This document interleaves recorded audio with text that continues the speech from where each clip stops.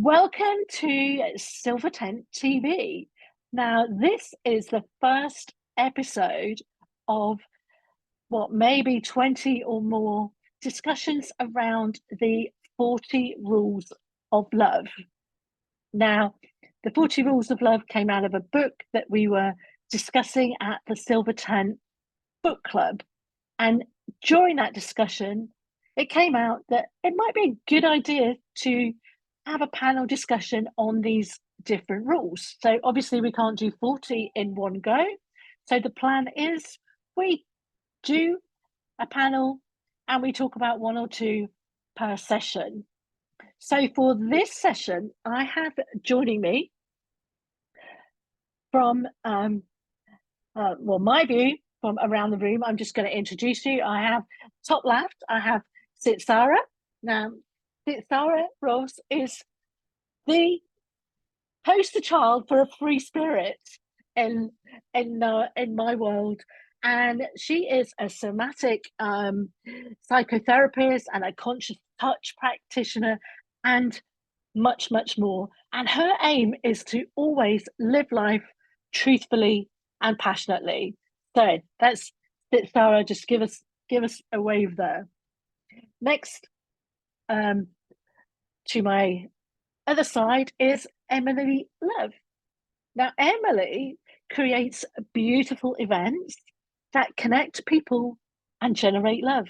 I mean, what else would you do with a name like Love? But she is guided by the 9 energies based on the I-Ching, and her aim is to bring a sense of joy to all that she does. So that is Emily. Next here, I have, just down below me here, I have Sundi Gilchrist, who is a relationship coach in North Yorkshire. And Sundi loves to have deep dive conversations. She's an explorer and a communicator, and she likes to research and go deep into all kinds of subject matters, but mainly focus on relationships. So welcome, Sundi. And finally, and I should, that's definitely, last but not least, we have Christine Miller, who is a psychologist, an executive coach, a mentor, a speaker, a Reiki master, a coach, an author, and a poet, and so much more. Christine's been a researcher for 30 years and now, facilitates events, both group and individual, where she focuses on transformation and specifically releasing people's untapped potential. So that is our amazing panel for today. I'm just going to share a slide so that we know what we're starting off talking about, and then I shall go around the room and one by one ask for people's answers to these particular questions. So you can see this, the rules came out of the book 40 Rules of Love by Elif Shafak, and they are attributed to the main character, Shams of Tabriz. So the first one is rule 1. How we see God is a direct reflection of how we see ourselves. So if God brings to mind mostly fear and blame, it means there's too much fear and blame welled inside of us. But if we see God as full of love and compassion, then so are we. So let's go to the panel now for first reactions on that. So starting with Sitsara. Yeah, so hi, thank you for having me, Liz, and hello to the other panelists. Yeah, I like this rule, and I thought you might have been asking us to discuss certain ones, and so I'm going to choose one or two. For me, I was surprised. My first reaction was, that's interesting because I see God as love, and compassion and kindness, but I've never seen myself as those things. So when I saw that, I thought, wow, it got me thinking, why don't I see myself as the things that I see God? If I truly believe that I am of God and God is in and of me. It's as though, yeah, so that created in me a little discussion, a mini thought process. And spoke to another friend about it yesterday who just said, well, you just can't see yourself as others see you, which is as an of God. So yeah, that was interesting for me to notice I can see God and others, but not necessarily recognize it. That's because I am those things. Wow. Yeah. So really it's about, seeing God in ourselves. And this is not about discussing, what is God, or who is God, because, everybody has their different concept of what or who God is. So I don't want to, open the can of worms on that one. So whatever, let's just take it as whatever God means to you. And as Sarah said, God is love, and all the rest of it. And, I guess many people have a challenge seeing themselves in the same way as others do. But thank you for that first thoughts. Okay, so let's move on now to Emily. Emily, what's your first reaction to that rule? I had to just put my hand here because I thought I was going to be so nervous. I had to hold it in, hold my heart in. Okay. What I think about this is, yeah, I do want to say a bit about the word of God, because as you said, can have different meanings to different people. And to me, God is the life force energy that makes up everything. And therefore, if I think God is love and compassion, then I therefore must also be love and compassion if I think God is love and compassion. And it's a bit like Star Wars, because that force, that's easier for me to kind of connect with, that force energy, that I can do a lot of I can do a lot of what's the word, Visualization. Sound effects. Sound effects to describe what I'm trying to say, and also movements. So because this concept of God is beyond our mind, and it's so vast and force-like, which is why the Star Wars analogy is such a useful one for me, that actually we can't conceive of it of our mind. And so that's where this notion of I'm the same as God comes into it. We all are. And what I find, it's very difficult for me, but to sort of know it conceptually, but to actually kind of live and breathe it. So if I'm with you and you're talking and I'm like, oh wow, amazing, oh you could do this, you could do that, it's so exciting, and it's like, but also that's me. Yeah. And so that's a sort of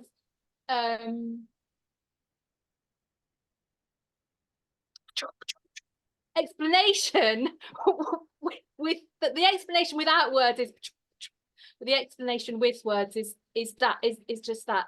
And I have a friend who, but I was brought up Jewish, and I have a friend who converted to Catholicism when he was 30, and we have these wonderful conversations about this subject, and he said to me, which something that really shifted this in my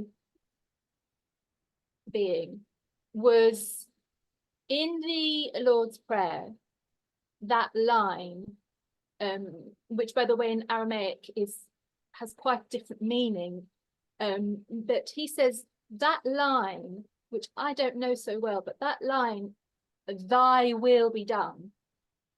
Sarah knows what I was going to say. It's you, it's not thy, it's us. And it's the same thing. Awesome. So basically we are in control always, and we make our choices. Well, we can choose. Anyway, we'll get on to that. Thank you, Emily. So moving on to Sunday, your first thoughts on rule number 1. Well, I didn't like the word rules actually, but anyway, that's fine. What are these rules? Another free spirit here. Yeah, thy will be done, my will be done. Anyway, so as soon as I saw the word God, I haven't read the book, so as soon as I saw the word God, I thought, okay, so I was taught that God is, that vision of a male sat on a throne, and it's something external. And as I've aged, I've realized that I am God, and it is difficult for me to say that, and everybody else is God too. And that is what I believe in. And I also believe that God is the thing that breathes us, the magic that we don't know what it is really, but we had to create something as a belief system because we just did, because we needed some sort of security, some sort of base to stand on. So it's making God in man's image, when actually I think God is men's person's image. I'm living, breathing representation of the magic of life, and so is everything that I touch, inanimate and animate. It's all created by some mysterious force that I think perhaps I have some influence on, and I'm sure I do. And then there's other times when I think there's some bigger energy thing that. So this is a direct reflection, like I think that my belief is that everybody gets born as a little cherub, and then life just screws us up because of the way we've set life up. So if looking at myself, when I was a kid, I can remember that I did seem like a little angel. Looking back, I can feel that sort of angelic curiosity, braveness, boldness, explorating, like trying things out, not worried about making mistakes, just going for it. That sort of pure love, expecting everything to connect with me, like from a worm to and being shocked at how adults were living their lives. So slowly I learned to lose that part of me that was godlike, and went through that phase of a different reflection coming out, which was pain and sorrow and frustration. And then slowly what I'm seeing is that a lot of us, we begin to tune in back to that childlike energy, to that love, that inside love that we carry, that manifestation of the godness in us, and which is sort of like sexless. It's neither male nor female, it's both, and it's neither. And it's something that, like Emily was saying, something that you can't there's no language for it. It just is the isness of God. Okay, awesome. So it's almost like the circle of life. We start off there, and society puts all that fear in, and so we're seeing it as, you must do this and you shall act like that, and you're like, hang on, it's ruled by fear. A lot of these religions do. It's putting the fear of God into people. And as we age and we review this from, maybe in the rearview mirror, we're starting to see that perhaps it is different, and we're coming back round to that, how we were born with that acceptance and pure love. Brilliant. Yeah, okay. just to add in there, we have a Silver Sister who she says that everybody that we meet, that she meets, is God in drag. Well, I love that. That conjures up some amazing, well, you could have a fancy dress party, like come as God in drag. So thanks, Sandy. Moving on to Christine. Your first reaction to rule number 1.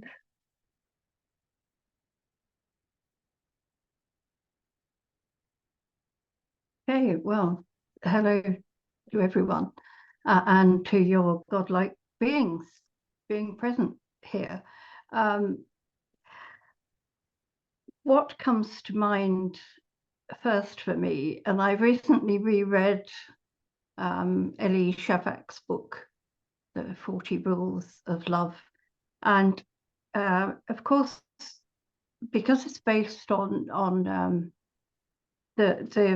the philosophies and thinking that goes back hundreds of years, I think we've probably updated our view of God in some instances, not in all.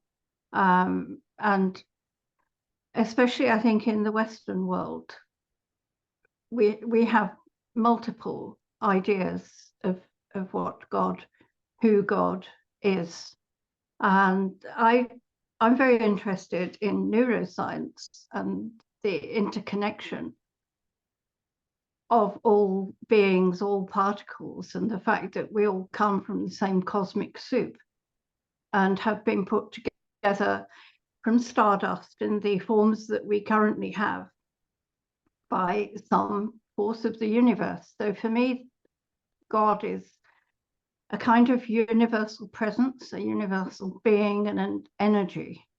And I feel that our representation to ourselves of what God is changes as we go through life and have experiences, and in some cases reject the early education that we have had. I was brought up in a fairly strict Catholic family and educated in a convent by what I have to say, on the whole, were extremely loving nuns. And I was brought up with a great concept of love and lovingness in my family, and never really had any challenges with the church and the idea of God being overbearing, although I did feel that there was a certain sexism, that God was always represented as this fatherly male figure, and there didn't seem to be an awful lot of room for women within that. And perhaps if you're looking at conventional religion, in many conventional religions, there still isn't much of a space for women to be leading and at the helm. So what does God bring to mind for me? Well, God for me brings to mind love, that's for sure, and compassion. And yet I don't see in all areas a lot of love and compassion in the world. So I can only hazard a guess that the view of God of many people is still very much based on fear, on command and control. I spent about the last 10 years researching love and finding out what love means to people by literally asking them the question directly. And for some people, that's a question that the answer might not be easy, but the possibility of answering the question is easy. And for other people, even though I might ask the question very carefully, what does love mean to you in your life? I might as well really have punched them in the gut, because they say, what kind of question is that? That's not a question that I've ever been asked before. And I think that's true, that how often are we asked in our lives, is it asked of us that we contemplate what love means to us? Because I think unless we've been through some kind of spiritual awakening process or some kind of re-education process, we take love for granted. And one of the problems, as I see it as a problem, is that the word love has been what I call tabloidized, and that it is often far more related to sex and even to scandal if you look at the red tops and not to that all-encompassing, beautiful energy that is the love that, when we allow it to, can govern our lives, transform our lives, and enable us to be compassionate and to be kind. So for me, yes, definitely God is love. And I look for love. And I found that in order to achieve what I want to achieve with my work, I have to be love. I have to become that presence of love in order to be a bridge that enables other people to join me in experiencing the greatness, the power, the supreme, this sounds like something from the Fifth Element film actually, but that supreme being of that encompasses the whole world, that encompasses everything in our lives. And I would say that there is truth in the fact that often in life you get what you look for. If you're constantly complaining, if you're constantly looking for the downside and looking for things going wrong, then it's possible that you manifest more of that kind of fear type behavior and experiences in your life. Whereas if you give the benefit of the doubt, and even when things are not going quite right, you look for the love in the situation. And there's a very common but very powerful question that we can ask ourselves, which is, what would love do now? And we could just as easily say, what would God do now, if we hold God as being that supremely loving being? And so that's where I am with regard to love and with regard to God. Awesome. Thank you. Thank you. Okay, now I was going to ask some other questions specifically around rule number 1, but I think it makes more sense to look at rule number 2 right now, and then ask the other questions about the two of them together, like practical application in the current world and so on. So let's just take a look at the second one, which is the path to the truth is a labor of the heart, not of the head. Make your heart your primary guide, not your mind. Meet, challenge, and ultimately prevail over your nafs, your false ego, with your heart. Knowing your ego will lead you to the knowledge of God. Now that's quite a mouthful there, quite an interesting one with lots of different concepts all in one little paragraph, which to me don't necessarily all fit neatly together in terms of, ego and truth and heart and ego. But let's throw this out to the panel. We'll go around the room again, starting again with Sitsara. What's your reaction to rule number 2? So it is a lot. There's a lot in that. And you could spend the whole session just breaking that down and exploring that between us. I'm sure we could have a rich discussion on this. The two things that immediately stuck out for me and that I can sort of have, I believe it, I'm ruled by my heart, and I follow my heart, and my mind questions it sometimes, but it's the heart that comes in first. My heart never questions my mind, but my mind questions my heart. But the first thing that sort of went ooh with me, a little bit of a ooh, was the truth. Because I actually don't believe there is a one truth. I don't believe there is the truth. So that first of all made me go, it sort of instilled a little bit of skepticism in there, or suspicion in there for me. But then the word a labor of the heart. For me, labor is you're working hard towards something. To labor towards something, it's effortful, and to be able to stay in the heart, it's suggesting that you have to do so much hard work to be in the heart and to live from that heart space. That's not my experience of life. For me, I observe myself. I observe it happening. and I'm often surprised. And I also recognize the times when maybe I'm in fear, maybe that ego has got a grip, and I do behave differently.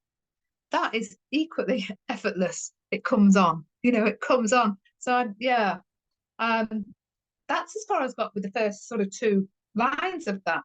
I was still sort of, they had an impact on me, such a strong impact. But are you able to show it again, Liz, just so I can continue this little bit? Can you share that screen again, do you think? Make your heart your primary guide. I don't think I can not make it my primary guide. I don't think I have a choice in this. I don't think I have a choice. Meet challenge and ultimately prevail over your naffs. That word naffs just makes me laugh. I don't know why. But the false ego with your heart. And know your ego will lead you to the knowledge of God. Know your ego will lead you to the knowledge of God. I'm sort of questioning that. I would have thought my heart leads me to the knowledge of God and the knowing of God, if I want to change knowledge to knowing of God. But I'm not sure, I'm not considered how my ego would lead me to the knowledge or knowing of God, or God's word, or God's manifestations. And as we're having this discussion, I am really aware that it's my head that's engaged. I can, when I'm listening to other people, and when I can feel my heart's engaged because I'm smiling, and that's, it smiles when I'm listening to other people's conversations. When I go into discussion, discourse, and dialogue, I've gone into my head to have this conversation. So for me, I'm puzzling over that. Knowing your ego will lead you to the knowledge of God, because I would have thought know your heart is the knowledge of God, lead you to the knowledge of God. So I'm really interested to hear what the other panelists have got to say on that, and maybe we can come back and open it a little bit. I don't know if we have the time. Yeah. But yeah. No, I am so totally with you on that. And a few months ago, and it's somewhere, it will be in the archives of Silver Tent TV, we did have a panel that discussed what is the truth, whose truth is the truth, is there such a thing as the truth? And after that, it was agreed that you could spend hours just talking about truth and if it actually exists. And potentially there are so many pieces to this particular rule that you could unpick and have a complete discussion about. And yeah, I'm with you. No, your ego will lead you to the knowledge of God. I found really confusing. And listening to you, Stevie, you might be in your head when you're thinking what to say, but I believe you're speaking from the heart. So okay, thank you. That's what I'm hearing. Anyway, thank you for that. Shall we move on to Emily? Shall I leave this on the screen, or do you want me to? Can I take it down? Okay. Yeah. I mean, every time I read this book, I think, oh, well, I could just spend the rest of my whole life just reading this book and discussing it, because already on rule 2 we've already kind of been sucked into this multifaceted meaning, head, heart, and truth. And okay, so a few things to say here. This is a little story. So I have a friend called Leo Rutherford, and he, in the beginning of one of his books, he said, once upon a time, there was absolutely nothing. And one day, absolutely nothing got bored. And absolutely nothing split itself into 2, masculine principle, feminine energy. And then from that day forward, absolutely nothing was never bored again. And when my youngest son was little, he said the Big Bang. Oh, I've forgotten that story. Nevertheless, never mind. Absolutely nothing is the truth. The truth, which doesn't exist, is absolutely nothing. That's my current theory. And yes, yeah, and yes, oh, okay, here's another one. Heart Math, this organization in America, Heart Math, they spent all the time studying the heart. And what they discovered is actually the heart thinks just a few seconds before the head. And so our mind is here to follow through on the whatever that, we don't necessarily have the language, the thought of the heart. It's not following our head, we are following our heart. And we have not been taught this. In fact, it's our natural way, but we have been taught how to use our mind. And so our whole lives is all about returning to that sense, feeling, knowing, intuition, whatever that is of our hearts, and then having our mind in our human body do the heart's bidding. So truth, heart, ego. Don't know about that knowledge thing. It makes me want to just double check the original text and say, is that? But the only thing I can come up with in this moment about all of that is that if it says your ego will lead you to the knowledge of God, then that's a kind of double ego and knowledge. It's not the knowledge. God hasn't got any knowledge because God isn't a human. He's not Zeus. So then if the ego will lead you to the knowledge of God, it's not the knowledge of God that we're looking for or going towards. So perhaps it could be tipped on its head, that sentence. It's not actually, yes, our ego will lead us to the knowledge of God, but that's not where we're going. We're going to the heart of God, the being of God, the essence of God, which is the heart of us, the heart of the world, the heart of so that's my made up thought of this moment on that last little bit. Yeah. Oh, amazing. No, I like so beautifully put. And yeah, I'm with you on that concept completely. There is so much in this whole rule that it just makes it very complex. But the whole discussion in the book, all of the interactions and things, it's all about debate and discussion. And potentially we don't do enough of it, which is why I love these panels, which gives us that time and space to discuss things that matter to us, that are important, that we take for granted, or that we don't discuss, or we're not taught when we're younger. So yeah, I think it's great to have the time now to actually ponder these things. So thank you, Emily. Sandy, what's your reaction to rule number 2? Seems to be very old-fashioned, I think. That's what I gathered from it. The path to the truth is a labor of the heart. So what this whole thing means to me, I was trying to think, what does it mean to me? I was listening to Stevie and Emily. And so for me, it's about the path to my truth, because there are lots of truths, and I don't think there is an absolute truth other than that I'm going to die, or that, well, who knows what that is. So for me, the truth is very much subjective, and it means my truth. And it's interesting that it's a labor of the heart. And then I wondered if the sentence, or that this second ruling, naffs, and I understand you giggling around that. I think there's a Yorkshire word, when we say something's rubbish, we say it's naff. And that's relating to the false ego. And then, but the second sentence about the ego talks about the ego as being something to the, and I would put the word wisdom in there rather than knowledge, because knowledge is actually something that my experience of knowledge is something that I kind of know, but wisdom is something that I've experienced. as a knowing. It's like those aha moments when something becomes not just something that I've read, it becomes an actual experience. Oh, I get it now.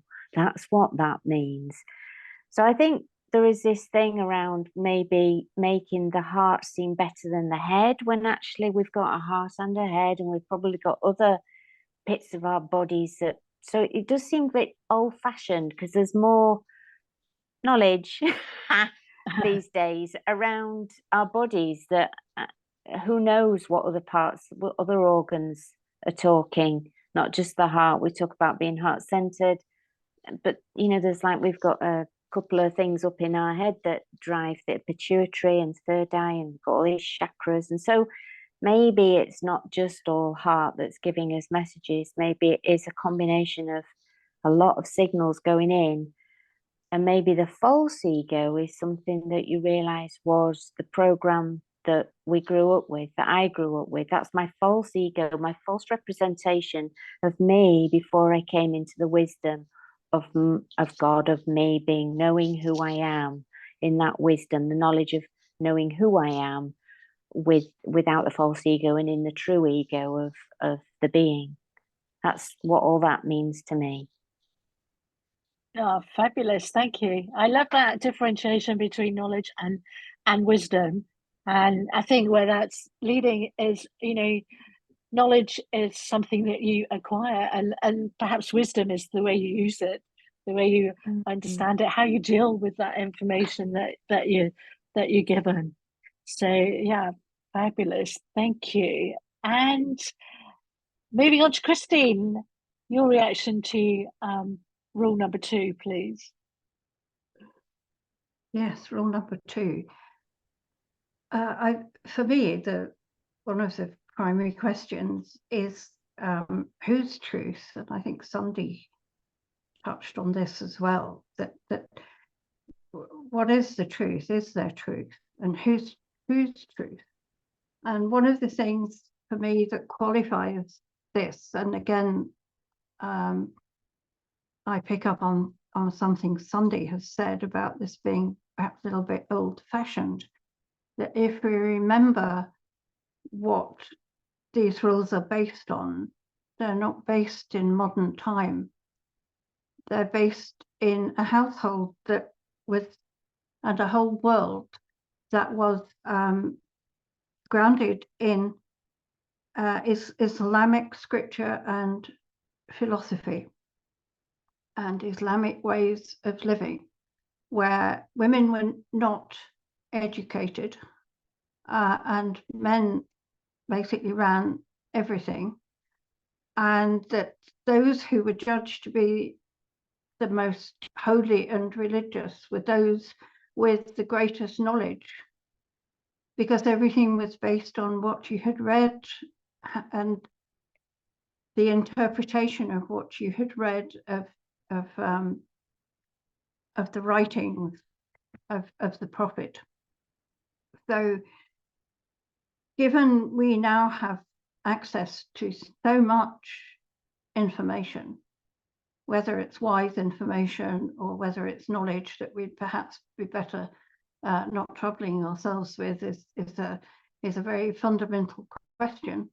I think that yes, that now there's this big thing, not just about the brain in your head and the brain, your heart brain, which the Heart Math Institute have done so much work on, but also the gut brain, your intuition, hugely powerful. And one of the most important things is perhaps to get those 3 aspects of ourselves working together with everything else that's going on in the world. And yes, overcoming your false ego is I think if in the book there's an awful lot of pride in how many books have I got, how much have I read, how effectively can I deliver a 2-hour sermon, the kind of things that are basically a front of religion, but are they really anything to do with kindness, compassion, and love, and how we live our lives? And I would suspect not, because it was a very cruel world at the time. And I think knowing your ego will lead you to the knowledge of God. For me, that doesn't mean it's knowledge that God has. It's the knowledge of and your own awareness of God. And relating back to the first question, how you see God. So when you get this, you know, if you kind of know your ego, know what your false beliefs are, or where your stumbling blocks in growth are, if you can relate those back to whether you see God as full of love and compassion, or you're looking at fear and blame everywhere, then that's the wealth of knowledge and wisdom, that knowing where your ego is coming into play will help you to overcome, let's say, you know, that your less compassionate and loving aspects of life. So that's what this rule number 2 means to me. And I think it's very important to remember that these rules are based on a very, very different time to the times we live in, and the privileges we have access to in our lives now. So that is it for me on rule 2. Thank you, Christine. And that is brilliant. I'm going to stay with you, if that's okay, because that leads us straight into what I was going to ask for the next question, which is, what relevance do they have in the modern world? And, that's, we can talk about both of these rules in this context. What relevance do they have? Do we have any practical application for them, given that they were written in such a different society and a different world and a different culture to what most of us are familiar with as well? So, well, I think if we look back at the times that are depicted by the 40 rules of love, and the fact that Shams was something of an outlier, he was a dervish, and he was brought into Rumi's world as a way for Rumi to have a beloved.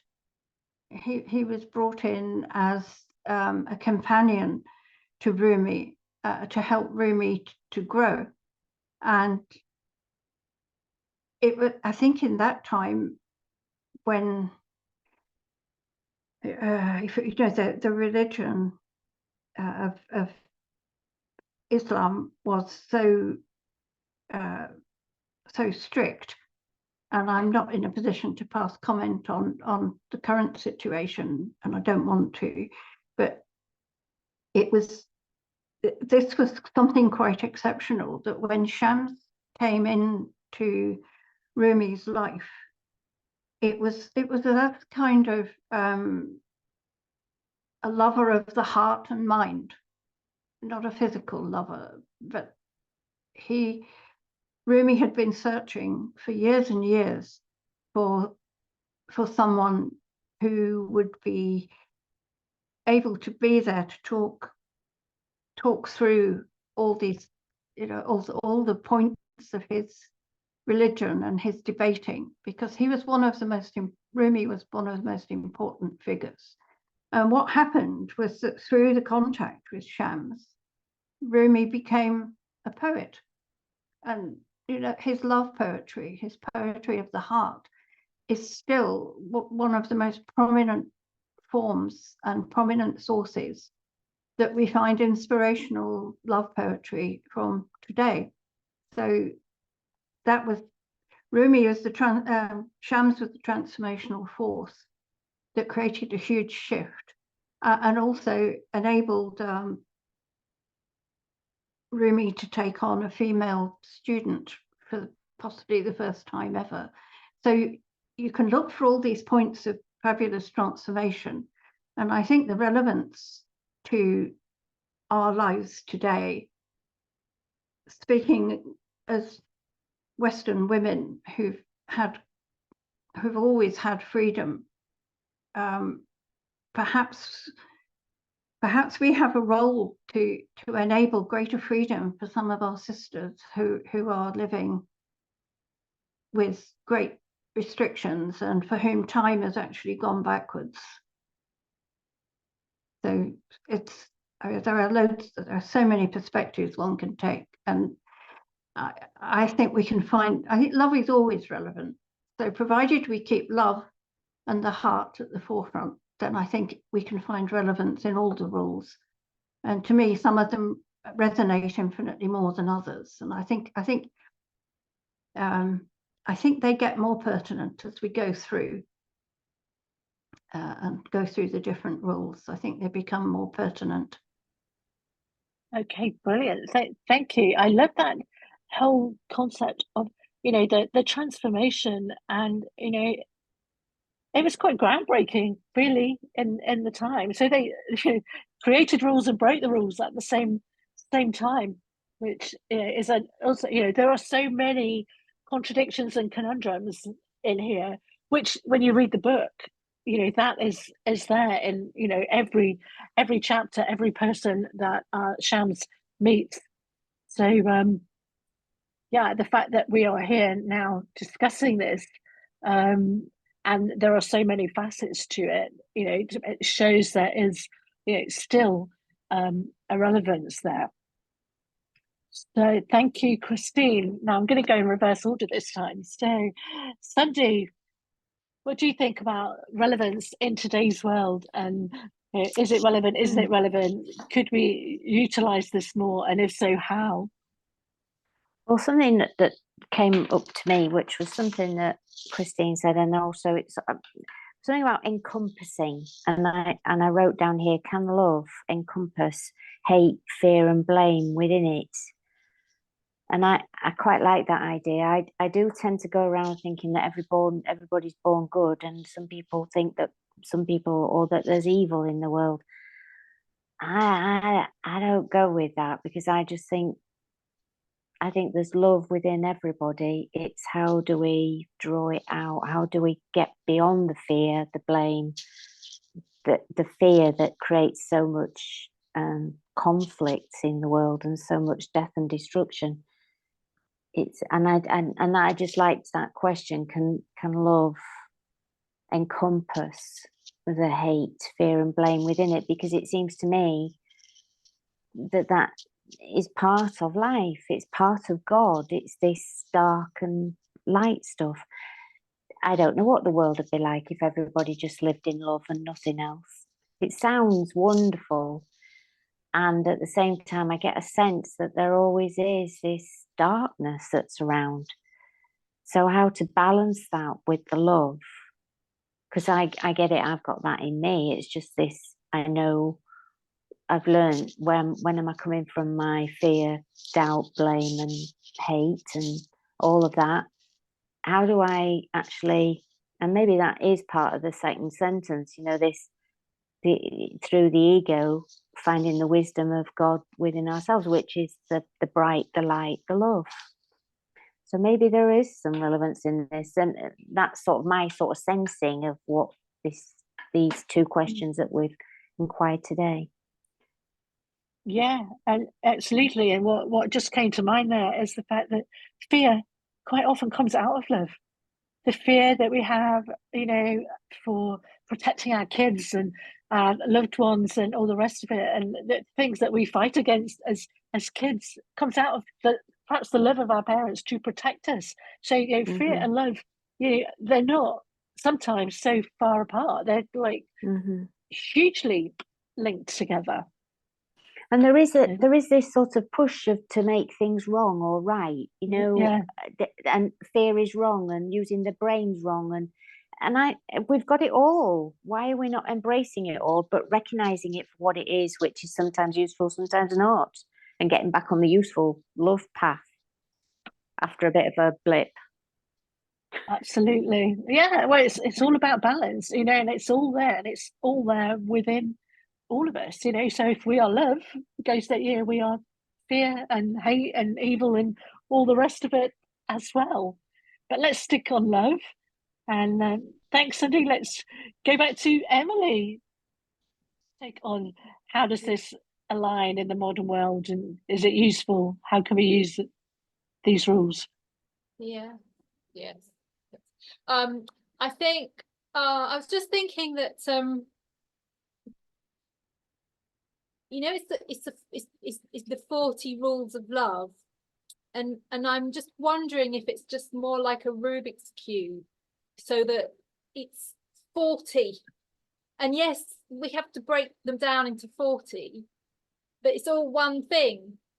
So but in order, that's it. That's what I don't know if that makes sense.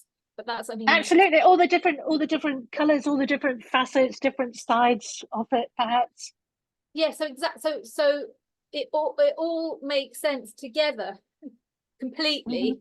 Then to break it down sometimes is less sense, like light and dark, night and day, love and hate, evil and good. It's judgment. Today, oh yes, so also one of Sunday, you said about rules, I think, in the beginning. Oh, why do I have a rule? And then how is this relevant today? So, because we like schools, don't we? It's schools of thought, universities, schools. We go to school and learn stuff. So if we brought this in as a school, then again, you're going to have that same kind of, you know, where we're at now as a species. How do you teach without, you know, letting people be? And how do you teach this heart, mind, intuition? You know, it's like we're going through a transition. So yeah, it's completely relevant. And so are things like, you know, there's all those people that talk about, why don't we learn financial management at school?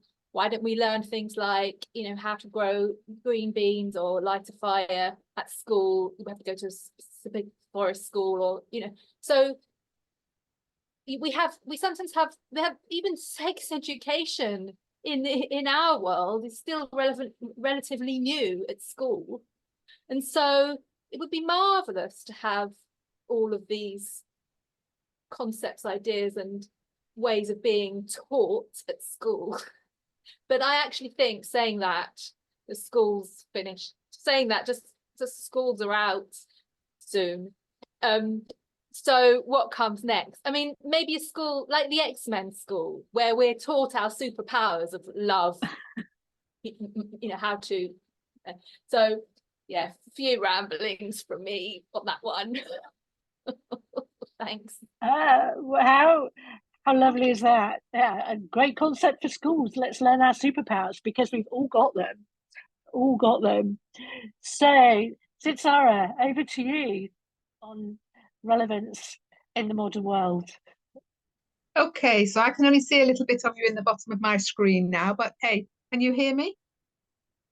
Yes. Great. Okay. Oh, relevance to this world now. Well, I just wanted to pick up on a couple of things that have been said. Because in the great scheme of time, it was only yesterday that Shams and was in there. This was all only happening yesterday in the great scheme of time. We might see it as, you know, hundreds of years ago, but it's still happening. What's happening in those texts, in those two rules, is still happening today, in that it's an exploration. It's an exploration, and there's still people today, and continually, and will be hopefully, who are sharing the wisdom and the knowledge with each other without labeling it this, that, or the other, or sorry, yeah, without labeling it this, that, and the other. And so I think it was Emily who just said about teaching people, you know, in schools. I've always found there are seekers who are looking for teachers. Yeah, of course there are. And that in today, that's why it's become a commodity now. Trainers, facilitators, it's all become a commodity, because people are not able yet, or sorry, people have lost that ability to tune into what they already know and trust it. And that is, or that could be, the wisdom of God. It could be an ego. You know, we don't know exactly what a truth is because there isn't one necessarily. But my way of bringing those texts into this is to continue, like Rumi and Shams, and share this experience of love and wisdom and kindness and the values of love and the values of God, if we look at God as just a value that we hold or we discard, you know, like love and fear. And, you know, some people, I worked for an organisation called Values in Education. It was run by the Brahma Kumaris, and I was a coordinator for the schools in Wales. And we were teaching in the, first of all, the teachers, and then for them to share with the students. And it wasn't classed as a teaching when it was done within the school. We were teaching the teachers, but they were sharing the values of, they called it values of education, but it was values of love and kindness and all of those things. And that's happening now. And that's what was happening back in these two texts. It's the sharing of the experiences of love. And I think if we try and teach love, I think we're missing a trick, because it's about, for me, it's about reminding people that love is present, love could be what we are, and leaving it as an open-ended exploration and asking questions rather than telling and teaching people how it is. Love is this, love is that, God is this, God is that. And I think we could learn a few lessons, life lessons, by following some of these rules of love and just being them, remembering to be them. And then other people see that, and it's infectious. Love is an infection, fancy that. Don't be telling the big farmers put a vaccine against it. But yeah, so I think it's as relevant now.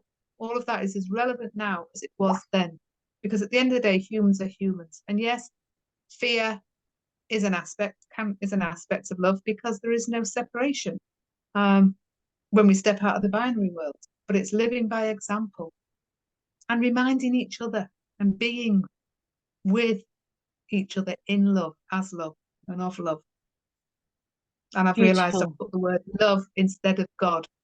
But I think they're interchangeable. Love God, well, that's where we started, didn't we? You know, and you know, there's something that came to me while you were talking that about, you can't teach love, you feel it. And there's that old saying about, you know, that you don't necessarily remember what people say, but you remember how they make you feel. And so if you actually make people feel good, if they feel love coming from you, then that whole thing, by the nature of it, can only expand. So thank you for that. Thank you all, ladies. I'm conscious of the time. We are at the hour. Doesn't it go quickly? So I am going to wrap this up for today. We're just saying thank you to all of you. And you know, I know you're going to be coming on some of the next episode to discuss some more of the rules.